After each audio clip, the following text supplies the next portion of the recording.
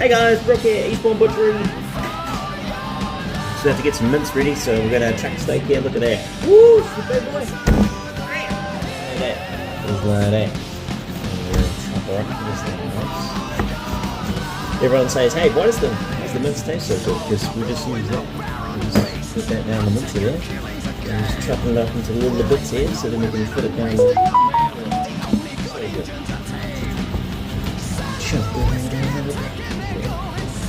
So good.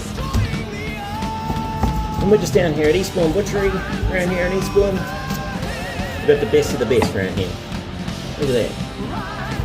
We just served that up. That chuck steak's good for slow cooking, it's good for putting in pies, things like that. Look at that. Stews, casseroles. Add a can of Guinness to it and make a little stew.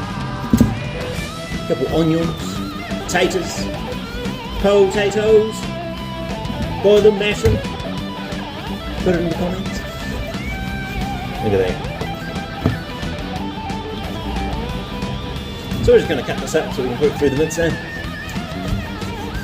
Oh, it's a masterpiece. Woo. Looking forward to it. Brooke down here, Eastbourne Butchery. Look forward to seeing you.